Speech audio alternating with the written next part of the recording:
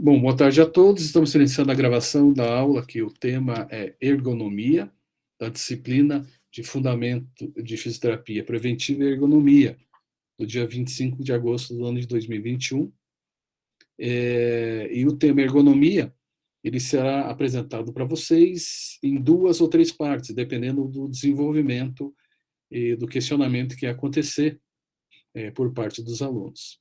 Esse arquivo da ergonomia, vocês vão encontrar ele no módulo da disciplina, né, de fisioterapia preventiva, divididas em 1 ou 2 partes, porque ele é um pouco grande, ele tem mais de 200 megas, então eu preciso compactar e dividir em partes para que eu possa publicar na página do Moodle de vocês, tá bom? Então vamos iniciar o nosso conteúdo.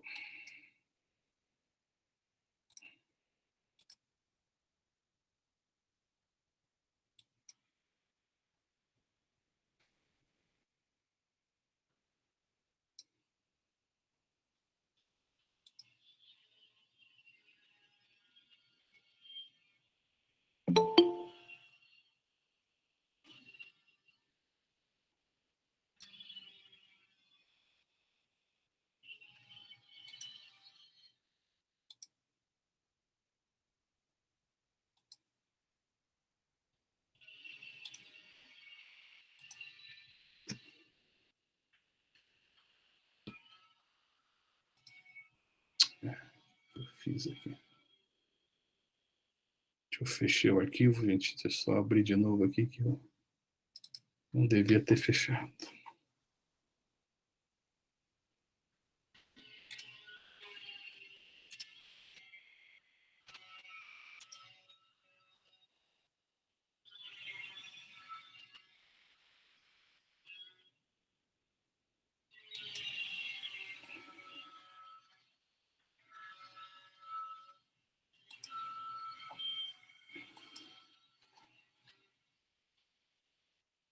Vocês estão conseguindo visualizar, gente? Tudo bem? Tudo tranquilo?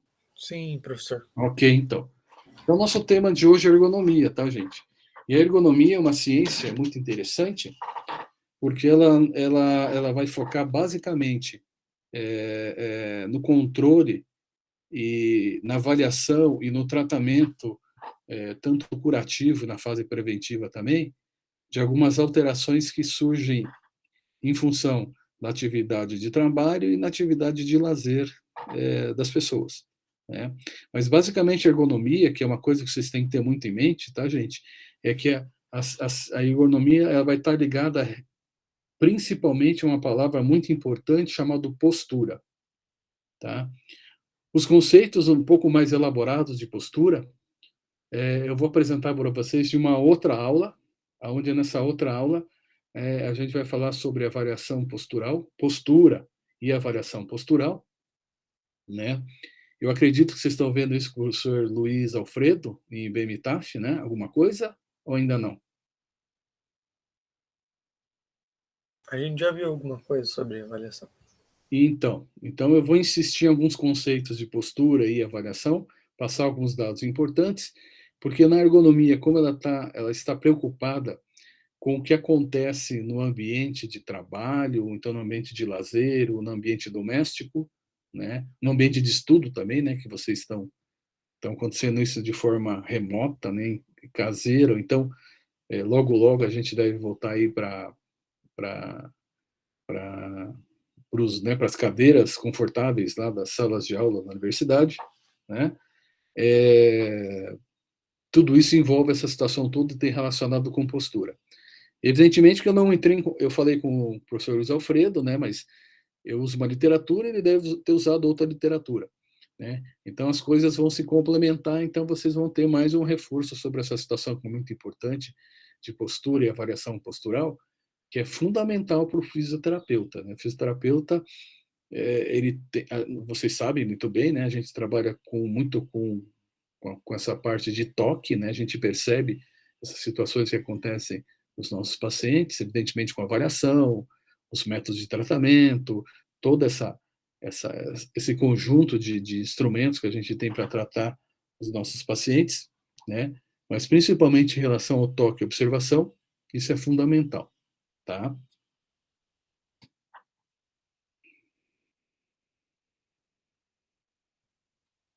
Deixa eu mudar aqui, porque não está mudando.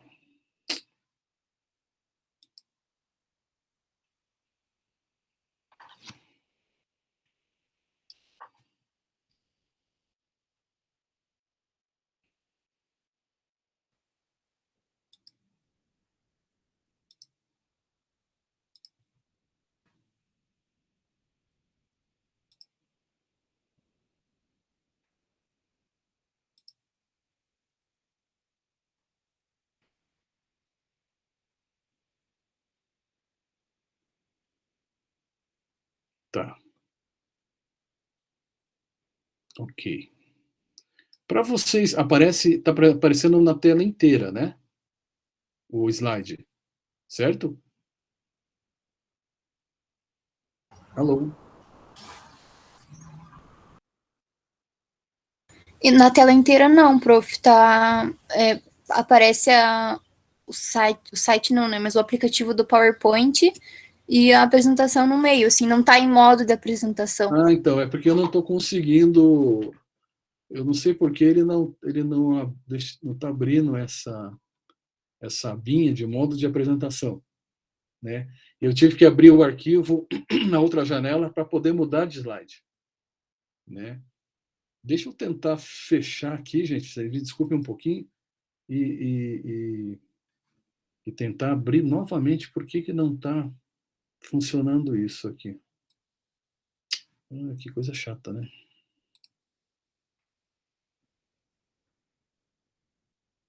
Deixa eu tentar o arquivo em PDF aqui. Vamos ver.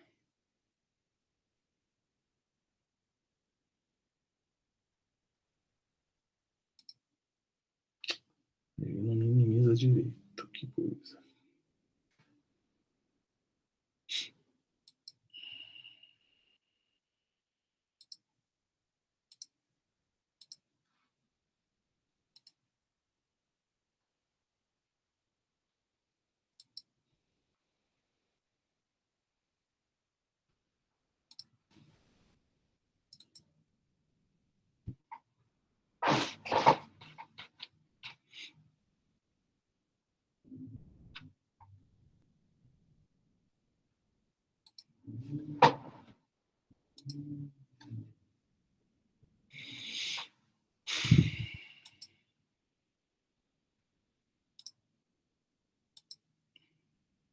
Vocês estão conseguindo visualizar inteiro agora ou não?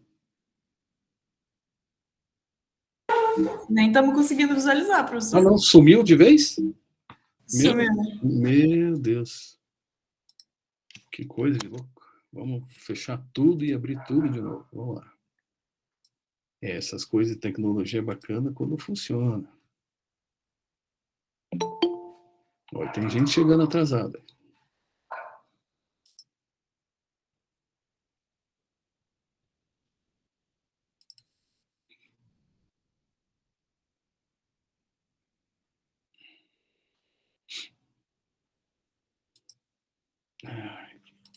Isso está abrindo PDF. Não está abrindo o meu. Não está abrindo o PowerPoint.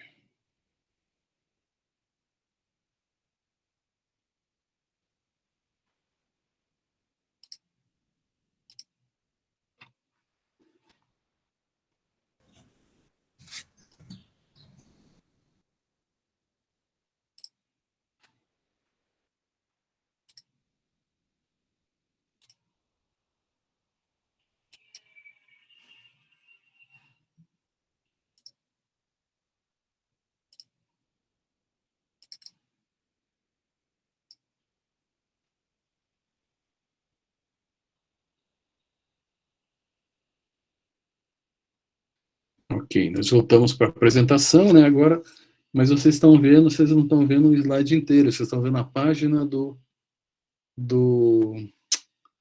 meu PowerPoint. Ah, mas se não der, dá para ver assim mesmo. Mas vamos tentar o melhor possível, né, gente? Porque tem muita figura. Vocês não estão vendo. Deu certo agora. Deu certo. Agora foi, prof. Beleza. Vocês estão vendo a tela inteira escrito conceito, né? Isso. Isso, beleza. Que bom. Foi demorado, mas conseguimos. Então, gente, né, o mais importante que a gente tem que sempre associar com ergonomia é a questão de postura, né? Quer seja a postura parada, quer seja a postura em uma atividade dinâmica, ou então um trabalho que se faça também de maneira estática, como, por exemplo, um trabalho no escritório, vocês estando aí no computador acessando o mouse, o teclado, né, vendo outros objetos, caneta, papel, alguma coisa que esteja em volta de vocês. Então, a palavra principal, ergonomia, é postura. O professor Luiz Alfredo deve ter falado também, e com certeza a gente vai concordar nisso, que quando a gente fala de avaliação de postura, né, avaliação postural, a avaliação postural ela nunca deve ser realizada só com uma avaliação postural estática, né? Posicionar o nosso paciente na vista, a gente vendo ele de frente, vendo o paciente na vista lateral direita e esquerda, ou vendo ele de costas, que é na vista posterior, né? É muito importante que a gente faça também na avaliação postural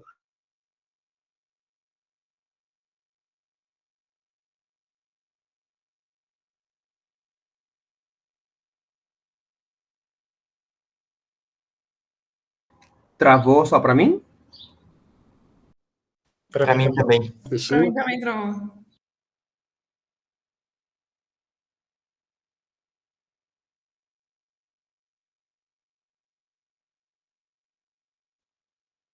Estão me escutando, gente? Agora sim. Voltou. Tá. É porque alguém falou alguma coisa. Voltou? Alô? Alô, agora voltou. Oba. Tá ok, então. Até que parte da avaliação vocês escutaram que eu estava falando da estática e dinâmica?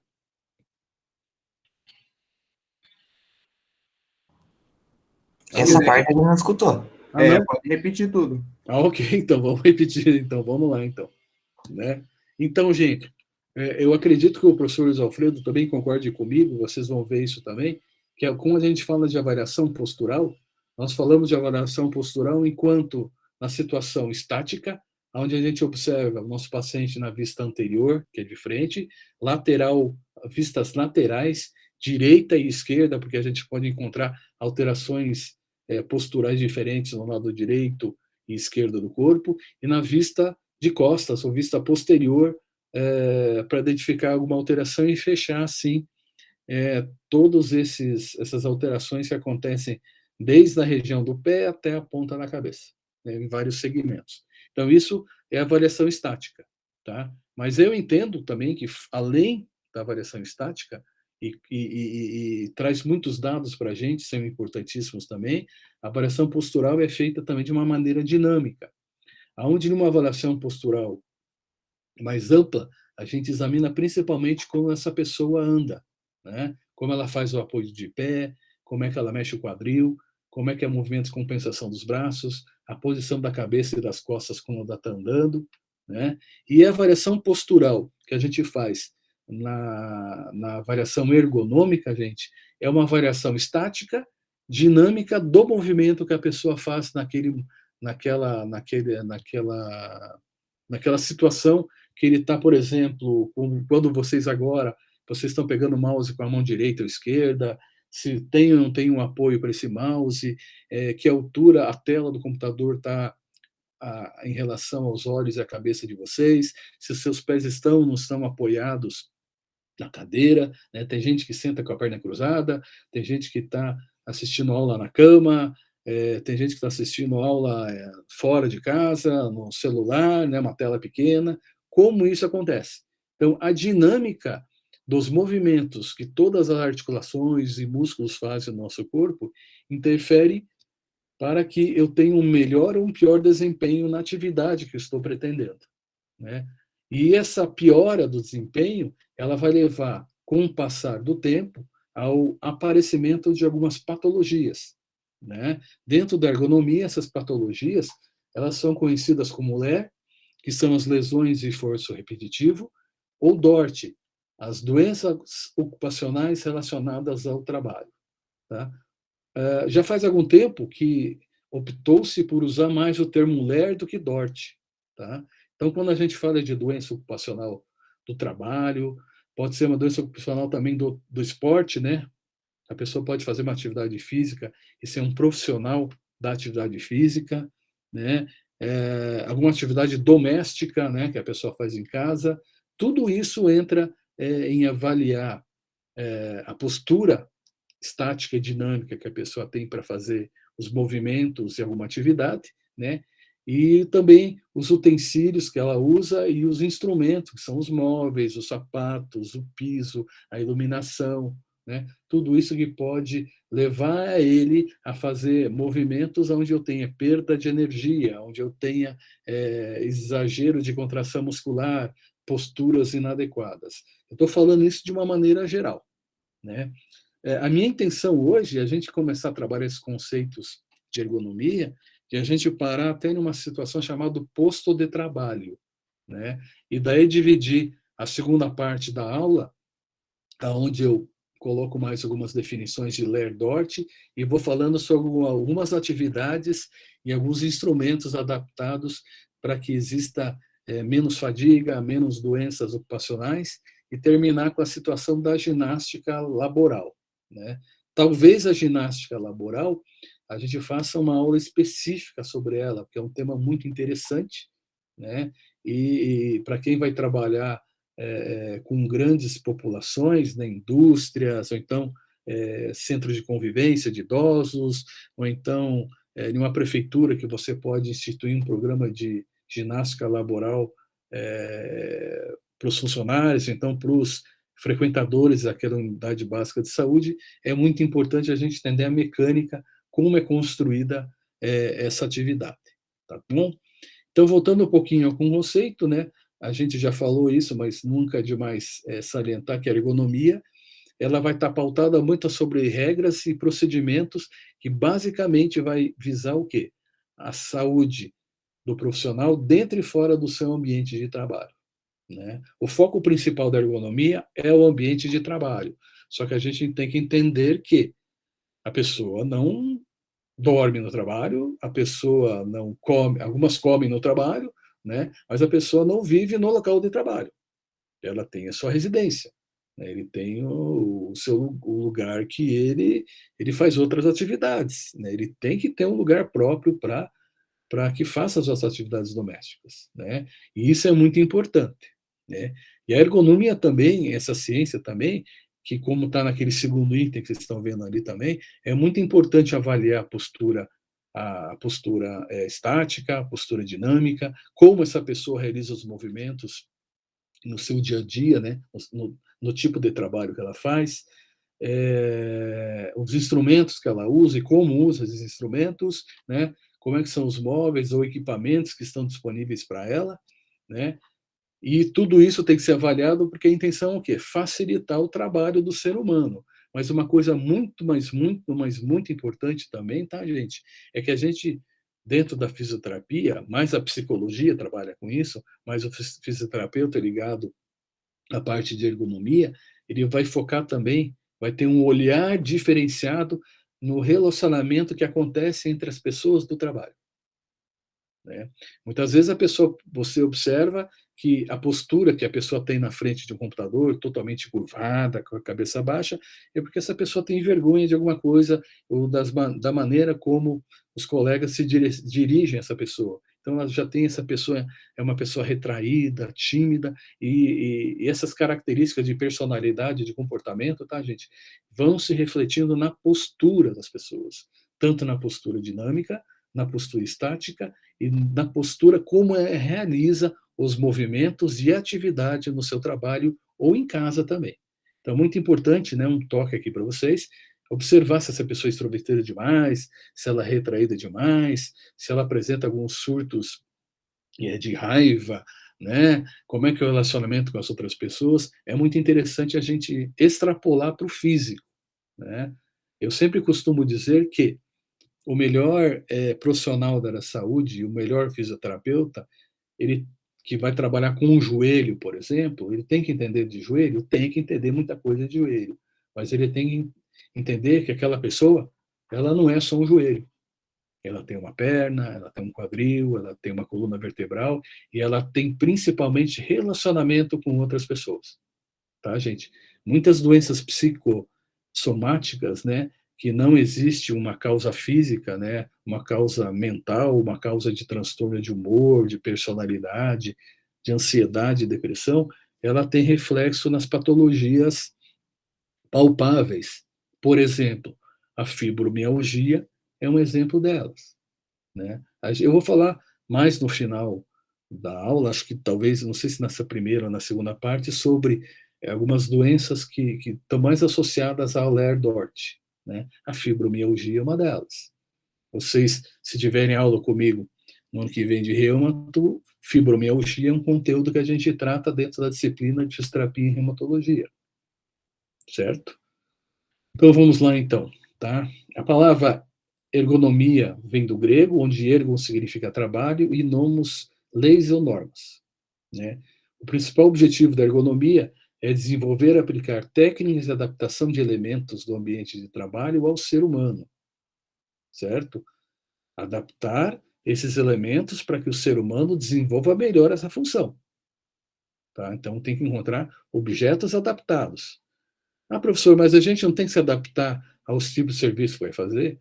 Até tem que se adaptar, mas isso está relacionado mais ao seu biotipo, né? Mas eu tenho o ser humano, como executa milhares e milhares e milhares de vezes alguns movimentos, ele tem que executar da melhor maneira possível, com menos intensidade de fadiga, né? E quanto menor essa fadiga, né?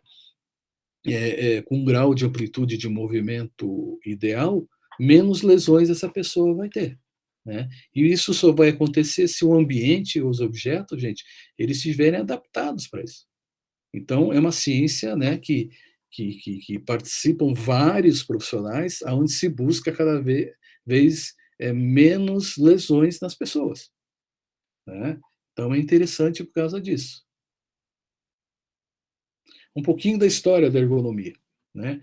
A ergonomia é uma ciência moderna, né? É uma coisa que aconteceu agora, do século XX. Não, gente, ela começou lá na fase da Revolução Industrial, lá em 1857, com esse sujeito, esse Jastre Zobowski, onde, através desse livro, desse estudo que ele fez, chamado Ensaios da Ciência do Trabalho, ele começou a introduzir algumas noções que o ambiente de trabalho tinha que ser adaptado à pessoa, né? Não ao contrário.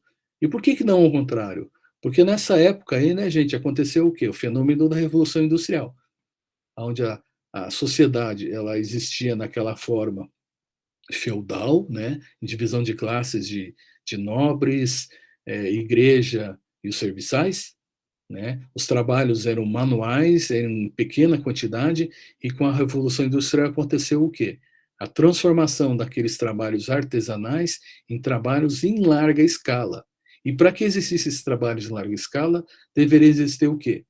Máquinas, né, e meios de produção de produtos que atingissem o maior número de pessoas. Evidentemente que queriam o quê? Produzir, produzir, produzir. Vocês imaginem que lá em 1890, 80, na Revolução Industrial, os trabalhadores nas indústrias, principalmente na Inglaterra, que foi o berço dessa onda da Revolução Industrial, né, eles chegavam a trabalhar 12 a 14 horas sem parar, né? É lógico, a gente está falando do início, onde não existia as leis do trabalho, não tinha acordo com o Ministério do Trabalho, não tinha essa questão de saúde do trabalhador, né? É uma coisa muito selvagem, uma coisa muito primitiva, né? Onde se trabalhava, onde crianças, por exemplo, crianças pequenas, né, trabalhavam fazendo trabalho pesado em indústrias, né? Então, mulheres também não tinham jornada diferenciada. Então, era uma situação muito... É uma situação terrível, assim, de exploração do ser humano mesmo, né? Tanto é que as conquistas que aconteceram esses anos todos, né, que foram muitas e difíceis, né, elas também tiveram essa questão de relacionar a questão que é comum ao capitalismo, né, sociedade capitalista, que é de custo-benefício, trabalho versus valia do trabalho. Ou seja, quanto vale o trabalho que eu faço? Né? Então, essa é uma questão que, dentro da sociedade moderna, ela vai estar sempre presente. Né? Aqui um exemplo interessante que eu coloquei para vocês, eu já vou colocar, porque eu coloquei esse exemplo para vocês aqui, que um dos exemplos muito interessantes também, que após a Segunda Guerra Mundial, começou a se adaptar todos os maquinários, os móveis, né? É lógico, de uma maneira muito lenta e gradual. Né? Isso teve força maior só a partir dos anos 80, final dos anos 70 e 80. Né? Então, 40 e 50, quase 50, 30, 40 anos depois. Né? Mas eu coloquei aqui porque um autor fala que após a Segunda Mundial começou o quê? Começou aquela corrida espacial, né? Americanos e russos disputando quem chegava lá na Lua e quem ia dominar o espaço. Na verdade, não era chegar à Lua, né, gente? O objetivo era o quê? Lançar satélites para controlar as pessoas, né? Que é o que acontece hoje em dia. Né? Mas é uma coisa muito interessante, porque, por exemplo, há uns anos atrás, quantos anos atrás? Acho que uns 6 anos atrás, eu visitei lá o Cabo Canaveral, lá nos Estados Unidos, na Flórida. Né? Eles têm um parque temático, quem não conhece, vale a pena conhecer, né? Fuja de Disney um pouquinho, ande 1h30 de carro, mas vale a pena conhecer. Né? Eles têm um parque temático da NASA, em Cabo Canaveral, onde eles fazem o lançamento dos foguetes lá, e lá eles têm um jardim, né, um lugar lá em céu aberto, onde eles mostram para a gente as cápsulas espaciais daquela época dos anos 60, né, 70. E no filme, vocês sabem, né, que as cápsulas são colocadas lá na ponta do foguete que lança os astronautas, né? E nos filmes parece que é enorme aquilo lá, né? Tem um monte de botão e luzinha acendendo e apagando, mas parece que é enorme, né? Eles ficam sentadinhos, tal, mas tem espaço. Gente, ledo engano, tá? Eu achei um absurdo, assim, eu fiquei assustado porque ela está nesse jardim, então você pode entrar dentro dela, né? É super, hiper, mega apertado. Né? Então, como é que uma pessoa, um astronauta, por exemplo, vai desenvolver a função que ele está programado e preservar sua vida, né? Qualquer erro lá ele cai e morre, perde oxigênio, cai na terra, queima tudo e morre, se ele não tem um bom projeto ergonômico para poder funcionar melhor. Né? Então, é interessante a gente observar algumas coisas, né? Algumas situações corriqueiras no mundo moderno, como teclado do computador, disposição das teclas, por que as letras estão dispostas dessa maneira, né, para formar as palavras. É muito interessante isso. Né? Ainda ali na época, depois da Segunda Guerra Mundial, foi criado ali e fundado a Ergonomics Research Society na Inglaterra. A Inglaterra sempre na liderança dessa questão de saúde pública e de ergonomia também, tá, gente? E um conceito um pouquinho mais moderno de ergonomia diz que a ergonomia é um estudo científico da adaptação dos instrumentos, condições e ambiente de trabalho, as capacidades, olhem só, psicofisiológicas, né? A questão relacionamento entre as pessoas e o seu funcionamento orgânico, né? Antropométricas, que são as medidas que cada pessoa tem, que nós sabemos que, né, as medidas do corpo humano, homens ou mulheres, são diferentes, do gênero, né, do ser humano, também a gente encontra tipos morfológicos diferentes, como brevilíneo, morfolíneo, né, longilíneo, né, e qual a biomecânica dos nossos movimentos, né, da contração e relaxamento muscular, que vocês sabem, vocês lembram da anatomia que qualquer movimento de contração que a gente faça, muscular, que gere movimento, pela posição das alavancas, né, da inserção e da origem muscular, a gente está sempre trabalhando em desvantagem mecânica. Né? A gente não está trabalhando com uma alavanca perfeitamente inserida num ponto, onde desloca o ponto de apoio, e eu faço menos força para levantar o peso. Nosso músculo não, né? Ele está inserido de uma maneira aonde o braço de força, o braço de potência, ele está além ou então aquém de um ponto ideal para fazer o movimento com menos esforço. Né? Então, as implicações biomecânicas dessa situação de realizar um movimento, contração e relaxamento, que pode levar à instalação de desvios posturais, doenças de repetição, né? Ou então de doenças respiratórias, que pode acontecer também dentro da ergonomia. Quem trabalha na parte cardiovascular e respiratória vai atender também, né? Tudo isso faz parte de um contexto bem interessante. Ao contrário do que vocês podem pensar, tá, gente? A ergonomia não é uma coisa só, né? Então, para a gente poder entender ela um pouquinho melhor, é interessante a gente pensar ela como um todo, evidentemente, mas que ela seja dividida em 3 partes que fazem parte desse todo, né? A ergonomia, então a gente pode começar a primeira parte, conhecer ela como ergonomia física. A segunda como cognitiva. E a terceira parte como organizacional. Perfeito? Então, na ergonomia física, ela vai sempre trabalhar em relação à resposta sempre do corpo humano, relacionado à carga física e psicológica. E os tópicos, né, os interesses dela vão incluir manipulação de materiais, arranjo do local de trabalho, que aqui eles chamam de estações de trabalho, né? Quais as demandas que o trabalho requer da capacidade física do corpo humano e quais os fatores que estão relacionados com a realização do movimento e da atividade laboral ou doméstica daquelas pessoas, né? E esses fatores muito importantes é a repetição desses movimentos, se existe vibração mesmo, né? Vibração de chacoalhar, vibrar também, a intensidade de força que é utilizada, a relação de postura estática, né? E aqui eu incluo também a postura dinâmica, como eu falei no comecinho da aula com vocês. Tudo isso por quê? Porque tudo isso pode acelerar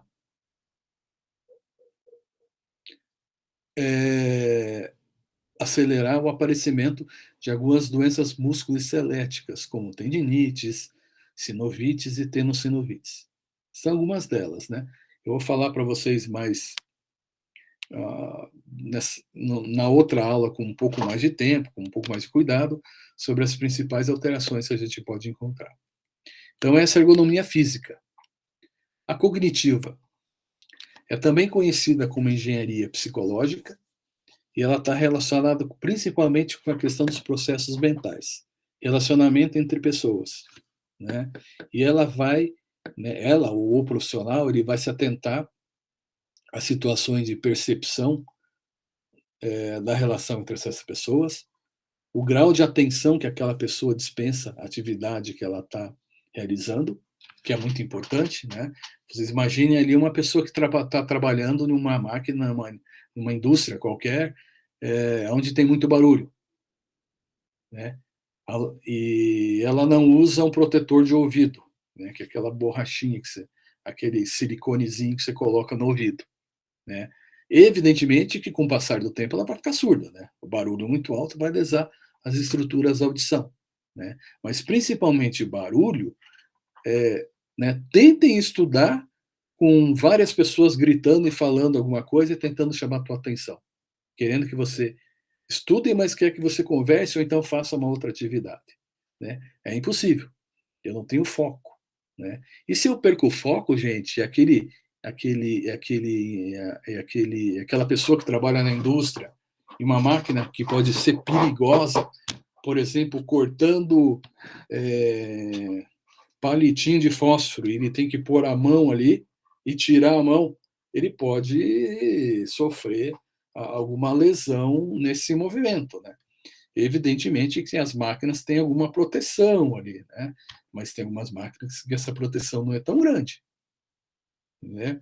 E é importante também na cognitiva, na ergonomia cognitiva também, além da atenção, a situação da cognição.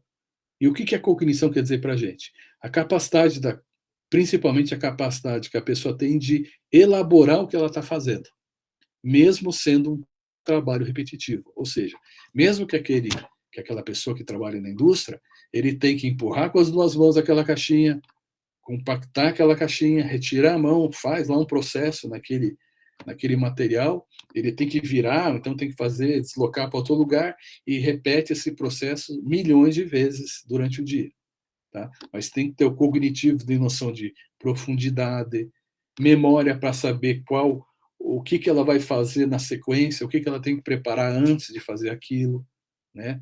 E tudo isso está relacionado com o quê? Com controle motor, né? Controle do movimento para executar essas funções, né? Que a gente chama de funções instrumentalizadas, né? São funções que você instrumentaliza, que você pensa, organiza rapidamente, questões de milissegundos do teu cérebro, que para chegar naquela situação, por exemplo, para empacotar um material, eu tenho que empurrar esse material, que ele vai vir solto, eu tenho que agrupar, empurrar para uma seladora, virar para um lado, virar para o outro e empurrar para o lado.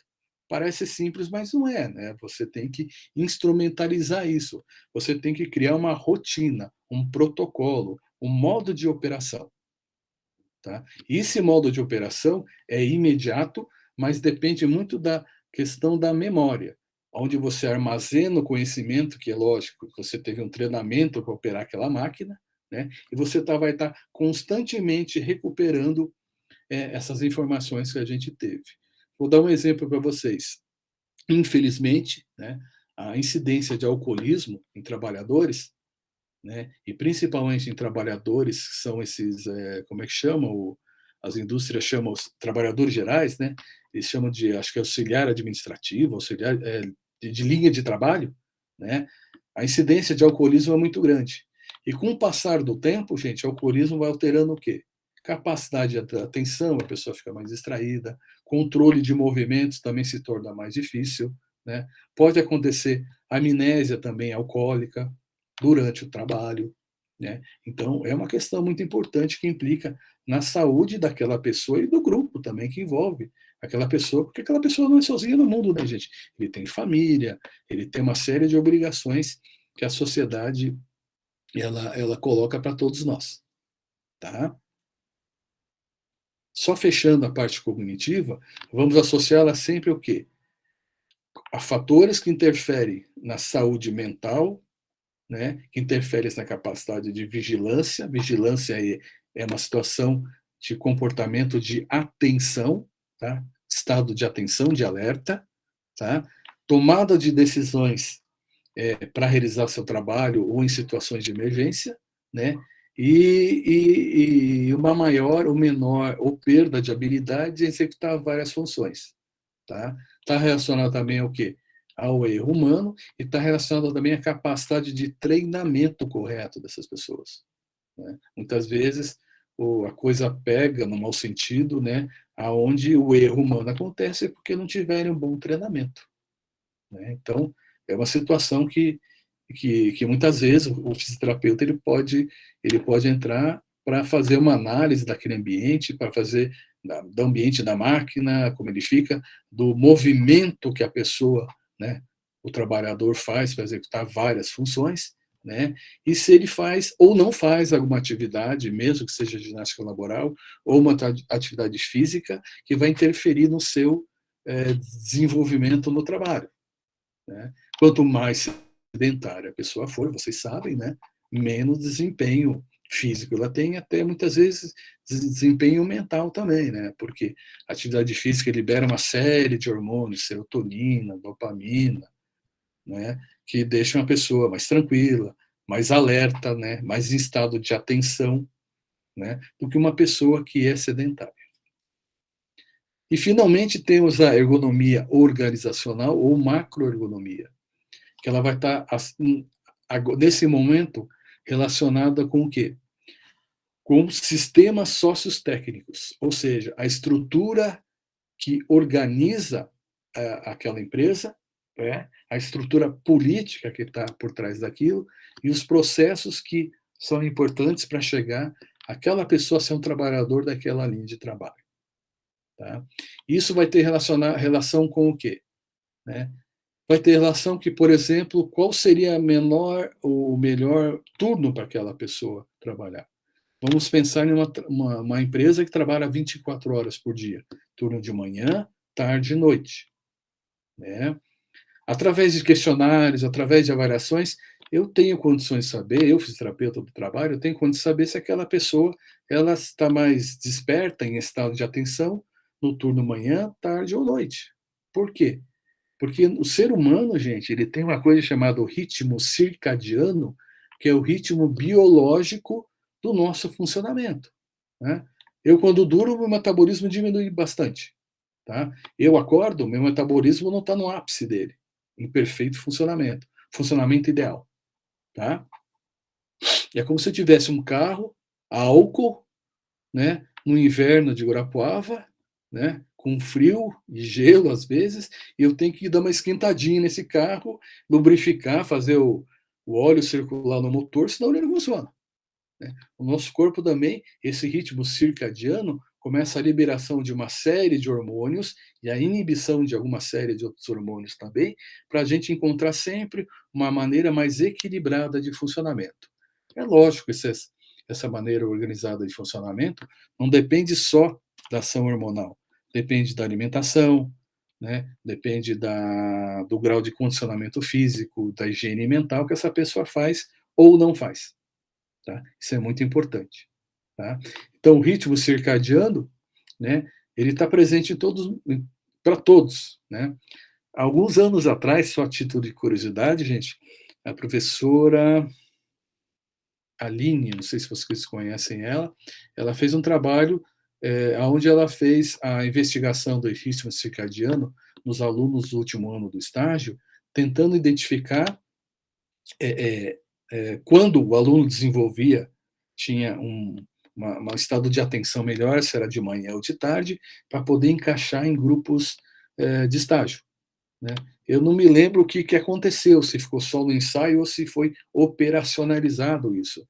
Mas, por exemplo, é um exemplo que a gente tem dentro aqui da própria Unicentro, do curso de fisioterapia, de alguém que investigou essa questão do ritmo circadiano. Mais um exemplo de ritmo circadiano. Quando a gente viaja para um outro país, né, mais de 10 horas de voo, lá, 7, 8, 10, 15, 20 horas de voo, né, o jet lag, né, que é aquela situação que você está vivendo no fuso horário do lugar onde você saiu, e lá naquele país é um outro fuso horário, ou para mais ou para menos, então você fica fora de fuso. Você não consegue comer direito, você não consegue dormir direito, então você demora alguns dias para se adaptar naquele fuso horário daquele país que você foi. Né? O nosso ritmo circadiano comparativamente é a mesma coisa. Né? Durante o dia todo, ele vai variando para situações onde eu tenho aumento ou diminuição da ação hormonal, ou fisiológica, ou vascular, para nos adaptar a algumas situações que nós passamos. Tá? Ainda na organizacional, ela vai entender o trabalho em equipe, né, que o trabalho tem que ser entendido individualmente, mas em equipe, para atingir um objetivo. Vai também na organizacional fazer essa questão do trabalho à distância, que a gente está vivendo isso hoje em dia, né, por causa da pandemia, né, sempre relacionado a questões éticas, né, questões que não ferem a individualidade do sujeito, né, da pessoa, do indivíduo, ou então daquele grupo que está sendo avaliado ou tratado e assim por diante. Tá? Essa questão, gente, da ergonomia para a gente, fisioterapeuta, é uma questão muito interessante, porque pela legislação, e dependendo do porte da empresa, obrigatoriamente ele tem que ter um ambulatório médico, com médico, uma enfermeira presente lá, ou auxiliar de enfermagem, o médico algumas horas por dia, né? E o fisioterapeuta também presente algumas horas para poder fazer esse trabalho de maneira contínua, de prevenção e de atuação para algumas alterações que vão impactar o quê? No desenvolvimento e no lucro daquela empresa. Né? Parece desumano a gente falar em lucro, né? Mas essa questão de lucro, né, é uma questão que envolve o capitalismo, né, gente? Então a gente não pode ser hipócrita e dizer que não existe lucro, não existe. né? Mas tem que existir essa situação de lucro não em cima da saúde das pessoas, né?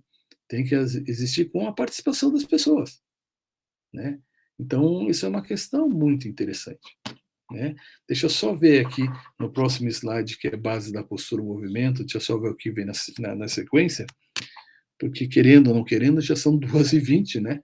E daqui a pouco eu tenho que dar uma encerrada também para a gente poder conversar um pouquinho. Vai dar tempo, assim, vai ser bem legal aqui. Então, nesse slide, tá, gente? Eu estou colocando para vocês aqui, né? O que seria uma vista lateral direita, né? Onde a gente encontra as curvaturas fisiológicas normais da coluna vertebral, né? Lordose cervical, cifose torácica e também a lordose lombar, posicionamento de quadril, se tá, né? Se não está antero ou retrovertido, né? E aqui nesses, onde vocês estão vendo o mouse acompanhando, né? Nas figuras B, C e D, a gente vê algumas alterações posturais mais frequentes, né? Como, por exemplo, aqui, né? A gente vê aumento, né, das curvaturas, o quê? Né? Na verdade, de todas elas, né? Uma hipercifose cervical, desculpa, uma hiperlordose cervical, uma hipercifose dorsal, ou torácica, né? E uma hiperlordose lombar. E vocês veem que o quadril que estava alinhado aqui, a linha média, né, que passa dividindo, né, o trocânter maior do fêmur aqui em duas partes iguais, ela já não passa de uma maneira tão reta, e aqui essa parte anterior, né, espinha ilíaca antero superior, ela está mais deslocada para frente, está em anteroversão, né, e na C ela já apresenta o quê? Ao contrário, né? Vocês veem aqui o sacro, onde está aqui. No C ele está mais para trás, ele está em retroversão. É só um exemplo aqui que, por exemplo, quanto mais retroversão de quadril tiver, mais a retificação da coluna lombar eu vou ter, né? E posso encontrar compensações, principalmente o quê? Eu vou ter que ter uma compensação na coluna, né? Nesse caso aqui, aconteceu o quê? Uma retificação da região torácica dorsal, mas aconteceu o que aqui na cervical? Uma hiperlordose cervical, né? Então, sempre um desvio postural ele vai estar relacionado com alguma alteração de um braço, de uma perna, de uma cabeça, de apoiar mais ou menos o peso em uma perna ou na outra, sempre vai estar relacionado com uma coisa, né? Então, aqui só para fechar um pouquinho, né? A escoliose, que é o desvio lateral, né?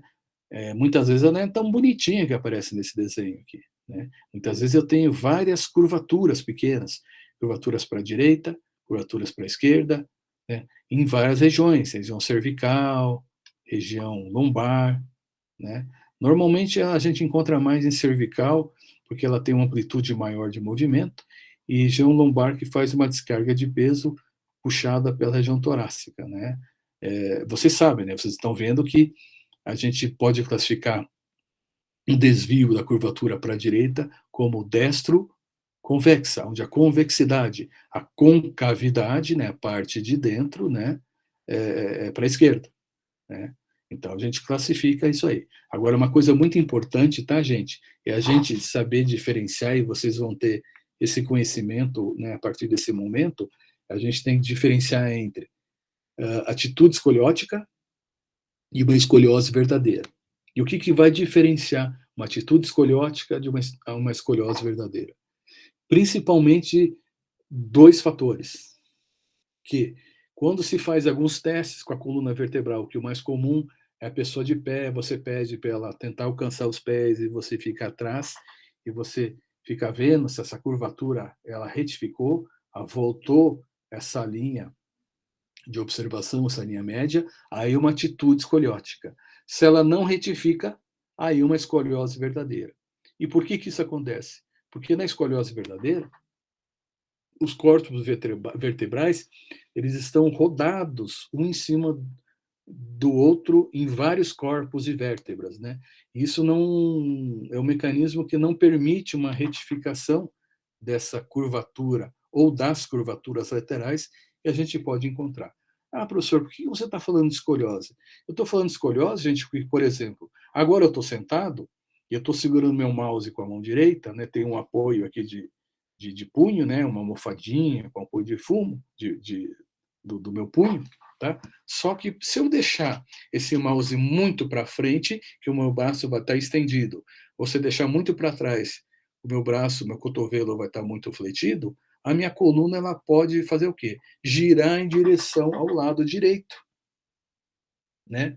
E daí eu estou fazendo o quê? Eu estou forçando uma atitude escoliótica, e se for muito frequente isso durante meses, anos, né? Além da dor que eu vou estar sentindo, né?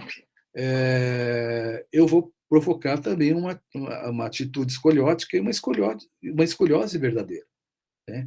Então, a repetição desse movimento, que muitas vezes as pessoas não percebem, levam à instalação dos desvios posturais, né? E esse desvio postural acontece na atividade que a gente está realizando, não é só parado, né? Principalmente na atividade que a gente está fazendo. E a ergonomia está em você realizar essa atividade em que você provoque menos desvios posturais. Quer seja o desvio da escoliose, quer seja uma cifose, uma hipercifose torácica, uma hiperlordose cervical ou uma hiperlordose lombar. Tá? Existem estudos, e se estuda muito, e se gasta muito dinheiro com isso, para evitar esses desvios. Tá? Porque isso é custo para aposentadoria, custo para a saúde pública, custo para a empresa, isso gera impostos, além de ferrar com a qualidade de vida das pessoas, né? Mas se a gente for pensar na questão somente financeira, gera custos. O que eu quero? Eu quero produzir alguma coisa com o menor custo possível. Eu tenho o custo do material que é utilizado e eu tenho também o custo do ser humano. Ah, professor, mas essas indústrias, elas substituem bastante as pessoas. Substituem. Tá? Mas vai chegar um momento em que as pessoas não vão mais trabalhar naquela empresa que não oferece equipamentos de proteção individual, os EPIs, que é obrigatório por lei ter, e muitas não obedecem, por isso que é importante a fiscalização, a denúncia, a fiscalização, né? E também oferecem o quê? Qualidade para aquele funcionário, para que ele trabalhe de uma maneira feliz e que ele produza, que ele esteja contente produzindo alguma coisa, né?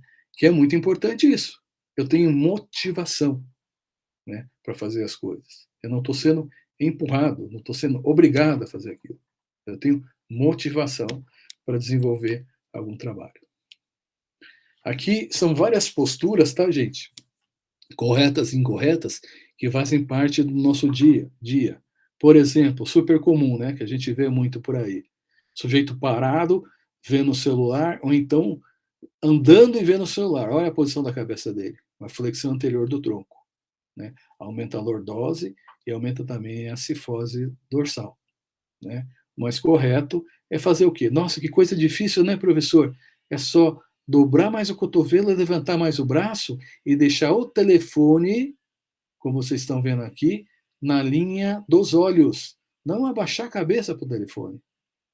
Eu acho que não é muito difícil fazer isso, né?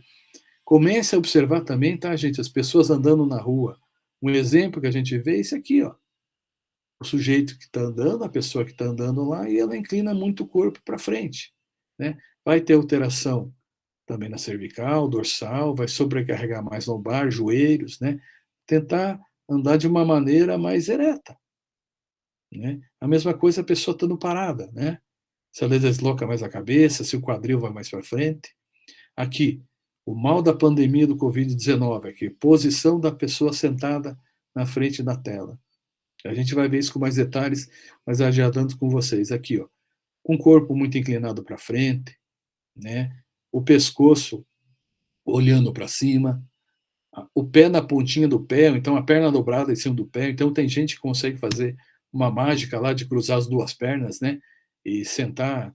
Ou então tem gente que senta com a perna para trás, né? Tem várias opções aí, né? Aonde é o quê? A gente tem que ter uma boa cadeira que tem um encosto bacana, né? A gente tem que manter o pé apoiado no chão, né? O pé inteiro, preferencialmente apoiado no chão, os dois ao mesmo tempo, né? Olhando, aqui está um pouquinho errado, que esse computador tinha que estar um pouquinho mais alto aqui, para ficar a visão no horizonte, né? Como se vocês estivessem enxergando um quadro, uma paisagem, uma janela na frente de vocês, né? E manter isso tudo apoiado. Ah, professor, mas parece um robozinho.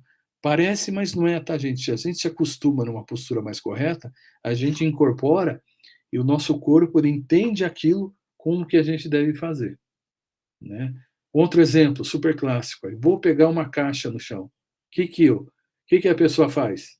E machuca principalmente a lombar, né? Por experiência própria também, né? Eu já sofri disso aqui. Vou pegar a caixa, estico o braço e faço uma flexão anterior do tronco. Essas estruturas aqui, gente, não aguenta. Vai sentir dor. É lógico que você, não é uma vez que você faz isso, é milhares de vezes que você faz isso na vida. Agora, se você dobra os joelhos, pega essa caixa, está mais próximo do corpo, né? E faz um agachamento aqui, você diminui o peso que você tem que levantar, porque você está trazendo mais perto do seu centro de gravidade. Sobrecarrega menos estruturas, né? Trabalhe de uma maneira mais adequada, né? Finalizando aqui essa coisa das posturas. A maneira como dorme. Travesseiro muito alto, tá? Travesseiro muito alto vai ter o quê? Vai estar favorecendo o quê? Essa flexão anterior do tronco que está acontecendo aqui. O sujeito já fala no celular olhando para baixo. Já anda com o celular olhando para baixo. Já está no carro, que é um perigosíssimo isso, né? Parou o sinal lá, já fica olhando para baixo, porque o guarda pode multar a pessoa que está no celular, ou então nem quer que saiba que tem o celular, porque pode roubar dela. Já está com a flexão anterior do tronco aqui. Isso aqui reforça quando ela vai dormir, né, gente? Então a gente está caminhando para que tenha essa alteração postural, que pode levar com o tempo, né, uma alteração até da parte de tipo respiratório da caixa torácica. Quanto mais eu tiver uma flexão de tronco, anterior de tronco, mais o padrão respiratório apical eu vou ter.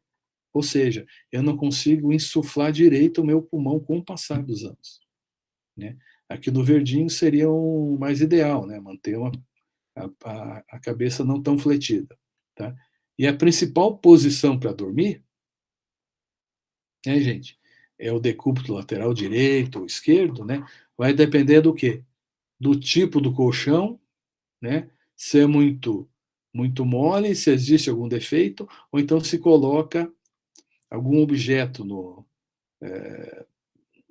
meio das pernas, se coloca um objeto no meio aqui do quadril, se o braço passa de um lado, se a perna tá trança, vai para frente do corpo, para trás do corpo, né? A maneira como a pessoa dorme também influencia, tá? E só para finalizar essa primeira parte, antes da gente entrar na parte de avaliação, né, a relação que existe entre trabalho físico e mental, tá, gente? E tudo isso leva a quê? A situação do estresse. A palavra estresse, gente, na verdade, ela não nasceu nas ciências biomédicas, tá? Ela nasceu na engenharia. E estresse na engenharia significa o quê? Fadiga da resistência de algum material. Ah, bonito, né? O que quer dizer isso? Se acontece fadiga de algum material, se acontece a fadiga dessa viga aqui de aço, de ferro que está sendo colocada nessa parede, a parede cai, né? Se fadiga alguma coisa, né? Se causa cansaço, se causa desgaste, algum órgão ou função do nosso corpo, ela perde essa função. E o muito importante que vocês tenham em mente que o bom fisioterapeuta, que vai trabalhar na ergonomia, principalmente nas outras áreas, ela vai relacionar o grau de estresse físico do trabalho muscular para fazer aquela função e associar o quê?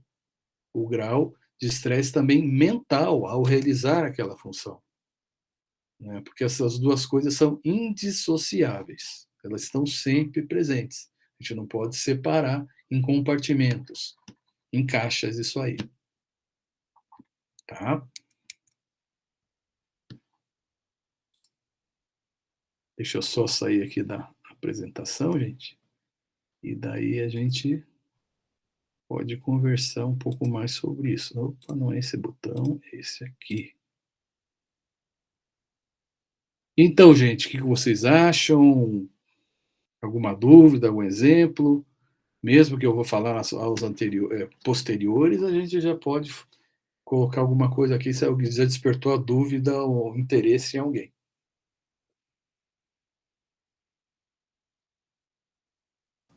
Professora, eu tenho uma dúvida. Você vai mandar os slides para nós? Vou, claro. Vou mandar os slides para vocês. Vou mandar em formato o PowerPoint em PDF, só que eu vou ter que dividir porque é bastante conteúdo, né? E vou também colocar, Sabrina, depois que o sistema do Google Meet me liberar também as aulas síncronas, essas aulas ao vivo que a gente faz também, para vocês poderem escutar. E vão existir algumas aulas que vão ser assíncronas, gravadas. Nas aulas gravadas também vai estar presente a aula gravada lá no Moodle, né? E vai estar presente também o mesmo material apresentado ou gravado em PDF. Vocês poderem estudar com mais tranquilidade. Tá bom?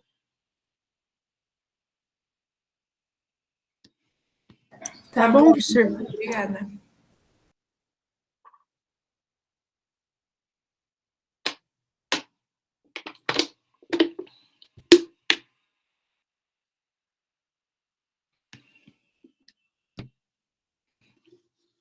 Só isso, gente? Eu estou escutando um grilo aqui atrás de mim, fazendo cri, cri, cri, cri, cri. E o grilo está fazendo barulho aqui atrás de mim.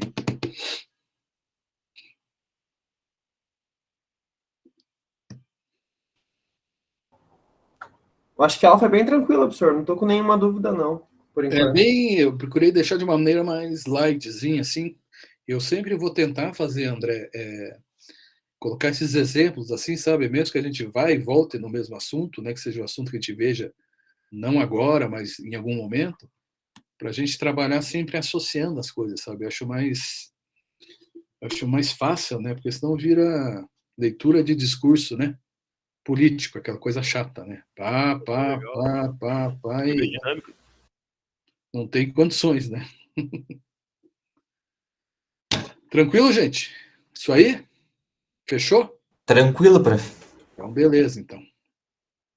Então, a nossa próxima aula, que vai ser na semana que vem, hoje é quarta-feira, né? Nesse mesmo horário, 13h20, tá? Com 5 minutinhos ali o pessoal chegar assustado, assim. Também vai ser conteúdo ao vivo, tá? Conteúdo síncrono, tá? E até a gente fechar essa parte da ergonomia. Talvez, para ficar um ritmo bem bacana, assim, eu tenho que pegar esses slides da ergonomia, que são quase 40, 30 e poucos slides, e dividir em 3 partes. Mas não é o bicho da goiaba, é bem tranquilo e vamos conversando sempre de uma maneira muito sincera e bem direta, assim, para não ficar nenhuma dúvida. Tá ok? E se vocês ficarem realmente com uma dúvida, acabou aqui o nosso tempo regulamentar, aqui uns 45 minutos, acabou a prorrogação. Tem a prorrogação via chat do Moodle, então é mais fácil pelo WhatsApp, né? Não precisa ser público, pode mandar mensagem pelo meu número, então se quiser mandar uma coisa pelo e-mail, né? Também pode me mandar pelo e-mail também, que é mcpereira@unicentro.br, né? Eu não sou DJ, mas o meu e-mail é mcpereira, né? Porque de Mário César Pereira, @unicentro.br. Beleza, gente? Boa. Então é isso aí. Beleza. Obrigado pela presença de vocês, tá, gente? Nos vemos semana que vem, ao vivo e a cores. Beleza. Até semana que vem, então. Tá bom. Um abraço para vocês. Tchau, Até tchau. mais. Tchau. Tchau. Tchau, prof. Fiquem tranquilos. Tchau, tchau, prof. Até mais. Tchau, tchau.